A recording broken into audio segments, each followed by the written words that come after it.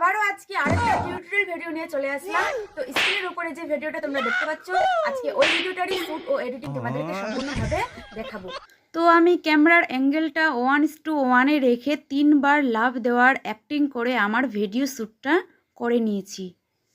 তো আমি প্রথমে ভিডিওতে ক্লিক করলাম, প্লাস বাটনে ক্লিক করলাম, গ্যালারি থেকে আমি ভিডিওটিকে সিলেক্ট করে নিয়ে নিলাম। তো ভিডিওটির প্রথম দিকে কিছু বাড়তি সিন আছে, সেগুলোকে আমি কেটে দিলাম। শেষের দিকেও কিছু বাড়তি সিন আছে, সেটাকেও কেটে দেব। তো বাড়তি সিনগুলোকে কেটে আমি আমার মেন সিনটাকে নিয়ে নিলাম। এরপরে ভিডিওর ব্যাকগ্রাউন্ডটাকে আমি কালো করে নেব। তার জন্য আমি ব্যাকগ্রাউন্ডে ক্লিক করলাম। তো এখানে কালো কালার দেখতে পাচ্ছেন, সেখানে আমি ক্লিক করলাম। ক্লিক করার পর ব্যাকগ্রাউন্ডটা আমার কালো হয়ে গেল।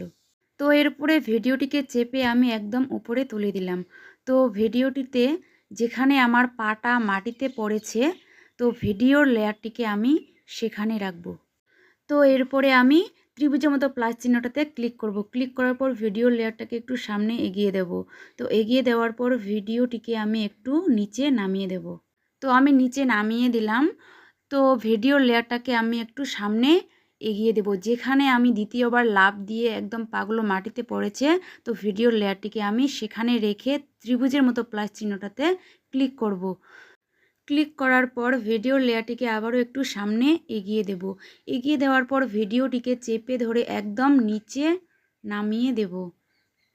তো নিচে নামিয়ে দিলাম।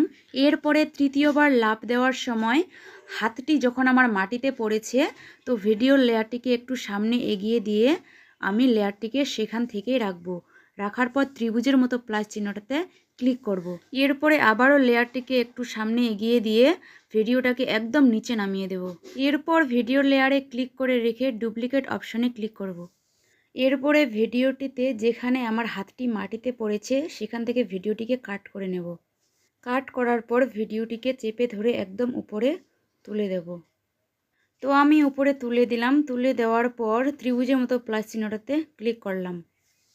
তো এবার লেয়ারটিকে একটু সামনে এগিয়ে দিয়ে ভিডিওটিকে চেপে একদম মাঝখানে নিয়ে আসলাম।